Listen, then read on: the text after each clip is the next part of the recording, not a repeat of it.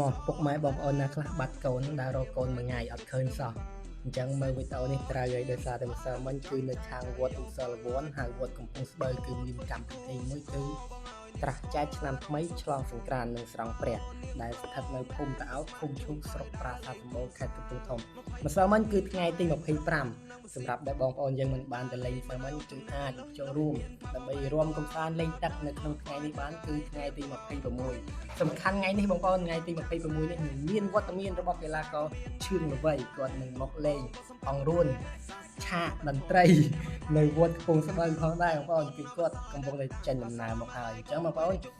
អូមនុស្សច្រើនមែនទែនម្សិលមិញបងប្អូនមិនដឹងថាមកពីខាងណាខាងណីខ្លះទេខ្ញុំជឿជាក់ថាមិនមែនតែបងប្អូននៅស្រុកប្រាសាទសម្បូរទេស្រុកសណ្ដានក៏មានវត្តមាននៅក្នុងវីដេអូនេះផងដែរច្រើនណាស់បងប្អូនអូទាំងកំឡោះទាំងកំមុំទាំងអ៊ីពូរំកំ ប្លែងរំញែកសបាយមែនតើមនុស្សងោះខាប់ទឹកខាប់ដីម្សិលមិញបងប្អូនដែលកម្មវិធីយើងគឺនៅខាងភូមិតាអោកឃុំឈូកស្រុកប្រាសាទសម្បូរខេត្តកំពង់ធំអូខ្ញុំសប្បាយបងប្អូន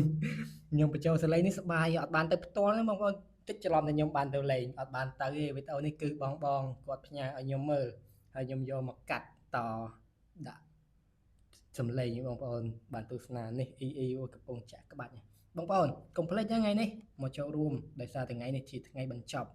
បងប្អូនយើងណាខ្លះបានទៅលេងម្សិលមិញជួយដាក់បន្ទុក rating មួយមើលបងប្អូនប្រហែលលើប៉ុន្មានសម្រាប់ខ្ញុំមើលអ្នកមើលដីផ្ទះនេះគឺ10លើ10ឲ្យខ្ញុំបងប្អូនកុំភ្លេចជួយ follow page ម្នាក់មួយផង like share ផងបងប្អូនបាទអរគុណ